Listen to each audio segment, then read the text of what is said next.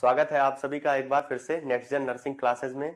आज हम fundamental of nursing के एक बहुत ही इंपॉर्टेंट टॉपिक के बारे में डिस्कस करेंगे, जिसको बेड सोर बोलते हैं और उसको कई नाम से जानते हैं, जो हमारे पेपर में रिपीटेडली पूछ लिया जाता है कि क्या होता है बेड सोर, उसके कॉमन साइट्स क्या होते हैं, उसके प्राइमरी कॉज क्या होते हैं और उसकी ट्रीटमेंट क्या होती है। उसके बारे में हम क्या करेंगे, आज डिस्कस करेंगे कि बेड सोर कैसे होता है और कहाँ कहाँ पे होता है। तो चलिए बेड सोर शुरू करते हैं। बेड सोर क्या होता है? बेडसोर जो होता है, बेडसोर को हम कई नाम से जानते हैं कि बेडसोर को डिकोबाइटिक अल्सर भी कहते हैं। पेपर में हमारे पूछ लेता है कि डिकोबाइटिक अल्सर क्या होता है। नेक्स्ट हमारा प्रेशर अल्सर, प्रेशर अल्सर भी हम किसको, बेडसोर को बोलते हैं। तो बेडसोर के जो तीन नाम होते हैं जिनको हम पेपर में देखते हैं कि इस नाम से वो क्या किया जाता है, पूछा जाता है। तो पहला क्या है, बेडसोर। नेक्स्ट है डिकोबाइटिक अल्सर और उसके बाद प्रेशर अल्सर। तो उसके बाद क्या देखेंगे हम कि बेडसोर क्या होता है, मतलब बेडसोर के कॉजेज कौन कौन से हैं और बेडसोर का डेफिनेशन क्या है।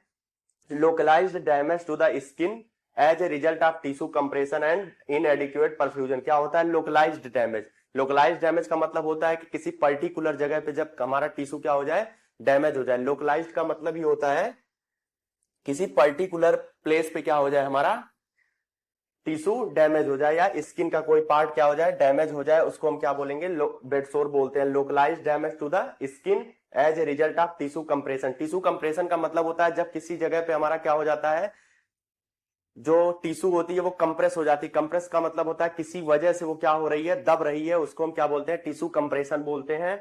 एंड इनएडिक्वेट परफ्यूजन, इनएडिक्वेट परफ्यूजन, इनएडिक्वेट का मतलब होता है जब हमारी सफिशियंट मात्रा में वो चीज क्या नहीं हो पाती है, फुलफिल नहीं हो पाती है जितनी हमारे बॉडी को रिक्वायरमेंट है। इनएडिक्वेट का मतलब होता है कम मात्रा में। परफ्यूजन मतलब होता है जब हमारा ब्लड टिश्यू के पास, जो टारगेटेड टिश्यू के पास नहीं पहुंच पाता है। परफ्यूजन होता है जो ब्लड होता है और टिश्यू के बीच में जो रिस्पायरेशन होता है, जो ब्लड और टिश्यू के बीच में रिस्पायरेशन होता है। जैसे हमने रिस्पायरेशन के मैकेनिज्म देखे थे कि वेंटिलेशन होता है, परफ्यूजन होता है।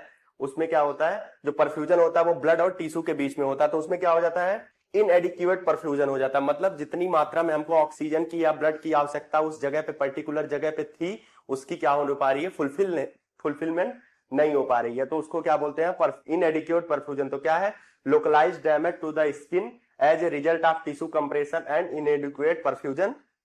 कहने का मतलब है कि किसी पर्टिकुलर जगह पे किसी स्किन का क्या हो जाना, डैमेज हो जाना, किसकी वजह से, कंप्रेशन, टिश्यू कंप्रेशन और इनएडिक्वेट परफ्यूजन। मतलब किसी कंप्रेशन की वजह से, किसी भी प्रकार का कंप्रेशन हो सकता है, किसी मैट्रेस से हो सकता है या किसी रफ एरिया से हो सकता है, किसी भी प्रकार से क्या हो जाना, टिश्यू का कंप्रेस हो जाना, उसको हम क्या बोलते हैं, डिकोबाइटिक अल्सर। नेक्स्ट हम देखेंगे कि कौन कौन से कॉजेज होते हैं जिनको हम क्या देखेंगे, जो जो कॉज होते हैं जो बेडसोर को क्या करते हैं, लीड करते हैं। तो पहला कॉज क्या है, पहला कॉज हमारा होता है प्राइमरी कॉज। प्राइमरी कॉज मतलब जिसे हम अपने मेडिकल टर्म में देखते हैं कि जो सबसे ज्यादा लीड करता है हमारे प्रेशर अल्सर को। तो कौन होता है, प्रेशर अल्सर को सबसे ज्यादा लीड करने वाला, pressure of tissue against the mattress. Mattress क्या होता है, जो हमारे गद्दे होते हैं, जो हमारी चद्दरें होती हैं, जो हमारे मेडिकल उसमें यूज की जाती हैं जब बेड रिडेड पेशेंट होता है, जो बहुत लंबे समय से हम क्या करते हैं, पेशेंट को एडमिट किए रहते हैं, उसकी वजह से होता है। प्रेशर ऑफ द टिश्यू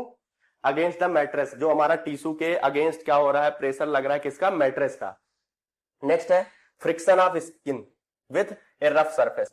जब किसी टिश्यू के पार्ट में क्या हो जाए, रफ सरफेस से क्या हो जाए, उसका डैमेज हो जाए, रफ सरफेस उस पर जैसे होता है फ्रिक्शन की वजह से, मतलब घर्षण की वजह से क्या हो जाए, उसका बॉडी का पार्ट कोई छिल जाए या कोई प्रॉब्लम उसमें हो जाए, तो वहां पे भी क्या हो सकता है, हमारा बेडसोर लीड हो सकता है। नेक्स्ट है मॉइस्चर फॉर लॉन्ग पीरियड। मतलब अगर किसी पर्टिकुलर जगह पे मॉइस्चर बहुत देर तक है या बहुत देर तक हम उसको क्या नहीं कर रहे हैं, ड्राई नहीं कर रहे हैं या क्लीन नहीं कर रहे हैं, तो वहां पे क्या हो सकता है, बेडसोर हो सकता है। नेक्स्ट है बेड और चेयर बाउंडेड। मतलब जो पेशेंट बहुत दिन से बेड रिडेंट होते हैं, बेड रिडेंट का मतलब बहुत दिन से क्या हुए हैं, एडमिट हुए हैं, वो क्या होते हैं, उनको प्रेशर अल्सर होने के चांसेस ज्यादा होते हैं। नेक्स्ट है चेयर।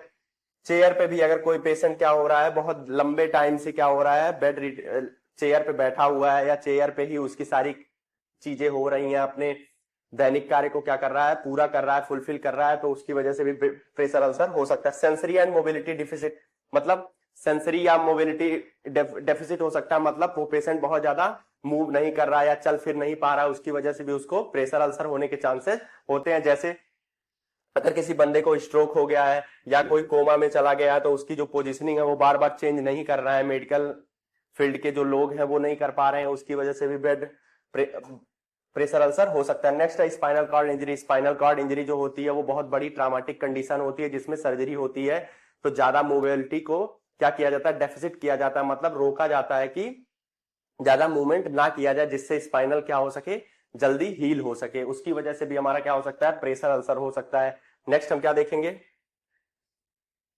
कुछ और कॉजेज हैं जैसे एल्डरली पेशेंट। एल्डरली पेशेंट का मतलब होता है कि जो पेशेंट जो बहुत लॉन्ग एज में चले जाते हैं या बहुत ज्यादा एजेड होते हैं वो क्या होते हैं, ज्यादा मूवेबल नहीं होते हैं, ज्यादा मूवेबल नहीं होते हैं, मूवेबल नहीं होते हैं तो एक ही जगह पे वो क्या करते हैं, इनकॉन्टिनेंस अपनी परफॉर्म करते हैं या यूरिनेशन परफॉर्म करते हैं, बहुत ज्यादा चल फिर नहीं पाते हैं एल्डरली पेशेंट, उसकी वजह से भी क्या हो सकते हैं, बेड सोर हो सकता है। इमोबिलिटी। इमोबिलिटी का मतलब भी वही होता है कि मतलब जो पेशेंट है वो बहुत ज्यादा क्या नहीं कर रहा है, मूव नहीं कर रहा है, उसमें कोई भी रीजन हो सकता है, स्पाइनल कॉर्ड इंजरी हो सकती है,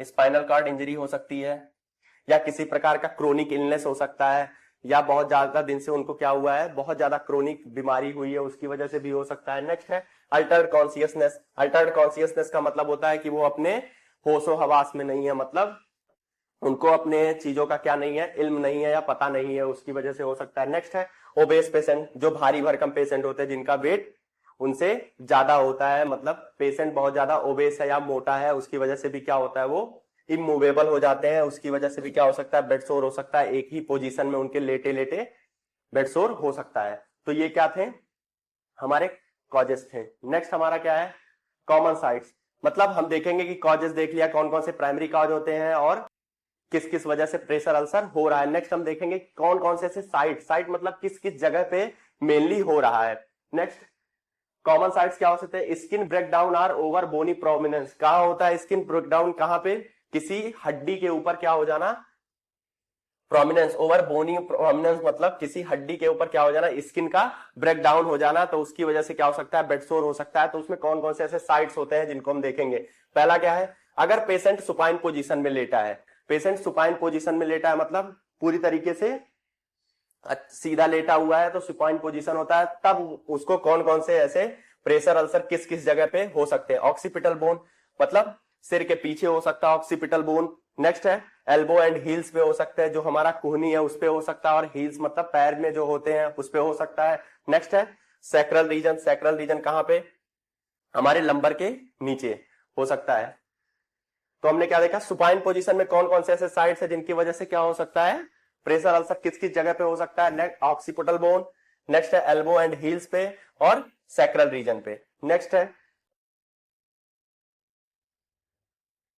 अगर पेशेंट साइड लाइनिंग पोजीशन में है, मतलब लेफ्ट लेटरल पोजीशन या राइट लेटरल पोजीशन में, साइड लाइन मतलब करवट लेके लेटा हुआ है, तो क्या हो सकता है, कहां कहां पे, तो ईयर पे हो सकता है, कान पे हो सकता है, स्कैपुला पे हो सकता है, और हिप रीजन में हो सकता है। मतलब जब लेटरल लेटा रहेगा तो यहाँ पे हिप पे होने के चांसेस ज्यादा होते हैं। नेक्स्ट है इन प्रोन पोजीशन। प्रोन पोजीशन मतलब अगर पेशेंट क्या हुआ है, उल्टा लेटा हुआ है, तब कौन कौन से ऐसे साइड्स प्रोमिनेंट हो सकते हैं जिनकी वजह से प्रेशर अल्सर। और फ्रंटल बोन, जो आगे का बोन है हमारा फ्रंटल बोन, वो उस पे क्या हो सकता है, प्रेशर अल्सर होने के चांसेस है। मैंडिबल पे, मैंडिबल और मैक्सिला होते हैं तो मैंडिबल पे हमारे प्रेशर अल्सर होने के चांसेस है। नेक्स्ट है स्टर्नम, जो हमारी रिब्स को एक साथ क्या करती है, कनेक्ट करती है, उस पे भी होने के चांसेस है। देखेंगे स्टेजिंग और क्लासिफिकेशन ऑफ प्रेशर अल्सर की कौन कौन से ऐसे स्टेज होते हैं जो क्या करते हैं, हमारे प्रेशर अल्सर को क्लासिफाई करते हैं। पहला क्या है, फर्स्ट स्टेज। फर्स्ट स्टेज में क्या होता है, non bleachable redness on bony surface. Normal redness होता है जो बोनी प्रोमिनेंस पे, मतलब हड्डियों के ऊपर क्या होता है, एक प्रकार का रेडनेस होता है। अफेक्टेड एरियाज आर पेनफुल, मतलब लेकिन इसमें फर्स्ट स्टेज में क्या होता है, पेनफुल होता है और सॉफ्ट हो जाता है उस पर्टिकुलर जगह पे, और गर्म या ठंडा हो सकता है। मतलब जो एरिया है वो क्या हो सकता है, गर्म भी हो सकता है और ठंडा भी हो सकता है। तो पहले स्टेज में क्या होता है, नॉर्मल रेडनेस होता है बोनी प्रोमिनेंस पे, और क्या होता है, अफेक्टेड एरिया कैसा होता है, पेनफुल होता है और सॉफ्ट होता है और वार्मर होता है और कूल होता है। नेक्स्ट हमारा कौन सा स्टेज है, सेकेंड स्टेज। सेकेंड स्टेज में क्या होता है, जो ब्लिस्टर्स होता है या जो हमारी नॉर्मल वो होती है वो क्या हो जाती है, रेड और पिंक कलर की हो जाती है। कौन सी कलर की हो जाती है, रेड या पिंक कलर की हो जाती है। इन्वॉल्व द इपिडर्मिस, इसमें क्या होता है, जो हमारे स्किन के लेयर होती है उसमें इपिडर्मिस और डर्मिस, या तो इपिडर्मिस को क्या करता है, कवर करता है ये स्टेज, या डर्मिस को कवर करता है, या दोनों को करता है। मतलब जो ये सेकंड स्टेज होता है प्रेशर अल्सर, उसमें क्या होता है, जो हमारी स्किन की लेयर होती है एपिडर्मिस डर्मिस, उसमें क्या होता है, एपिडर्मिस को भी इन्वॉल्व हो सकता है, कर सकता है, डर्मिस को भी इन्वॉल्व कर सकता है, या एपिडर्मिस और डर्मिस दोनों को इन्वॉल्व कर सकता है। नेक्स्ट है third stage, full thickness of damage of tissue. इसमें क्या होता है, ज्यादा डैमेज होता है किसका, टिश्यू का। उसके बाद full thickness of damage of tissue, इसमें क्या होता है, जो डैमेज होता है टिश्यू का वो क्या हो जाता है, ज्यादा हो जाता है किसमें, थर्ड स्टेज में। नेक्स्ट है फोर्थ स्टेज, फोर्थ स्टेज में क्या होता है, फुल थिकनेस टिश्यू लॉस। इसमें क्या होता है, full thickness tissue loss, tissue का क्या होता है, ज्यादा लॉस होता है विथ एक्सपोज्ड बोन, और इसमें क्या होने लगता है, बोन एक्सपोज होने लगते हैं, मतलब बोन दिखाई देने लगता है और टेंडन भी दिखाई देते हैं। नेक्स्ट है हमारे जो मसल्स है वो भी क्या होने लगते हैं, शो होने लगते हैं, जो हमारा फोर्थ स्टेज है। नेक्स्ट हमारा क्या है, अनस्टेजेबल, मतलब इसको हमने कोई नाम नहीं दिया, फर्स्ट सेकंड थर्ड फोर्थ या फिफ्थ नहीं दिया, इसको हम क्या बोलते हैं, अनस्टेजेबल। येलो होता है और ग्रीन होता है या ब्राउन कलर का नेक्रोटिक टिश्यू हो जाता है, मतलब वहां पे नेक्रोसिस हो जाती है, बहुत ज्यादा ब्लड लॉस हो जाता है, जहां पे हमारा टिश्यू के ऑक्सीजन नहीं पहुंच पाता, उसकी वजह से अनस्टेजेबल में रखा जाता है उसको। कैसा हो जाता है, येलो हो सकता है या ग्रीन हो सकता है या ब्राउन नेक्रोटिक टिश्यू हो सकता है। नेक्स्ट हमारा क्या है कि हम प्रिवेंशन कैसे कैसे करेंगे, हमने देखा साइट्स देख लिया, उसके बाद क्लासिफिकेशन देख लिया, कौन कौन से ऐसे साइट्स होते हैं जहां जहां पे होता है। नेक्स्ट हम देखेंगे प्रिवेंशन, कि हम कैसे कैसे बेड सोर को क्या कर सकते हैं, प्रिवेंट कर सकते हैं। प्रिवेंशन मतलब होता है कि हम किसी डिसीज को होने से पहले ही क्या कर रहे हैं, उसको रोकथाम कर रहे हैं, इसको क्या बोलते हैं, रोकथाम। क्या होता है रोकथाम, मतलब किसी भी डिसीज को होने से पहले ही हम क्या कर ले रहे हैं, उसको प्रिवेंट करने का ट्राई कर रहे हैं। कैसे कैसे हम प्रेशर अल्सर को प्रिवेंट कर सकते हैं, तो कैसे कर सकते हैं, prevent the initial skin damage, हम पहले ही क्या कर सकते हैं, इनिशियल स्किन डैमेज को हम क्या कर सकते हैं, प्रिवेंट कर सकते हैं। ठीक, नेक्स्ट है frequent turning, frequent turning immobile patient, मतलब जो पेशेंट क्या कर रहा है, मोबाइल नहीं है, मोबाइल मतलब जो पेशेंट हिल डुल नहीं पा रहा है, उसको हम क्या करेंगे, एवरी 2 आवर पे, मतलब 2 घंटे के अंतराल पे हम उसको क्या करेंगे, फ्रीक्वेंट टर्निंग देंगे, जिसकी वजह से प्रेशर अल्सर से हम क्या कर सकते हैं, उसको प्रिवेंट कर सकते हैं। नेक्स्ट है स्पेशलाइज्ड मैट्रेस, स्पेशलाइज्ड मैट्रेस का क्या कर सकते हैं, हम यूज कर सकते हैं, जैसे एयर मैट्रेस होते हैं, वाटर मैट्रेस होते हैं, ये सब क्या है, स्पेशल मैट्रेस है, जो हम पेशेंट को क्या कर सकते हैं, प्रोवाइड कर सकते हैं, जो लंबे समय से हमारा क्या हो रहा है, पेशेंट बेड रीडेड है या बहुत ज्यादा क्रोनिक इलनेस उसको हुई है, तो हम उसको एयर मैट्रेस या वाटर मैट्रेस प्रोवाइड कर सकते हैं। नेक्स्ट है बैक केयर टू आवरली, क्या कर सकते हैं, हम बैक की केयर कर सकते हैं, मसाज कर सकते हैं, या हम नॉर्मल चीजें प्रोवाइड कर सकते हैं, जिनकी वजह से क्या हो सके, प्रेशर अल्सर ना हो सके। एवरी 2 आवरली, हमको ये ध्यान देना है, एवरी 2 आवरली हमको करना है। जो ओबेस पेशेंट है या इमोबाइल पेशेंट है, एल्डरली पेशेंट है, जो अपने आप को मूव नहीं कर सकते, उनको हमको क्या करना है, एवरी 2 आवरली पे हमको क्या करना है, उनको बैक केयर प्रोवाइड करना है। Use dry and wrinkle free bed, क्या करना है हमको, उनके जो बेड है उनपे मॉइस्ट का कोई भी वो नहीं रहना चाहिए, और रिंकल फ्री होना चाहिए, मतलब पूरा टाइडी होना चाहिए। जो हमारा बेड मेकिंग होता है उसको हम प्रॉपर तरीके से फॉलो करेंगे।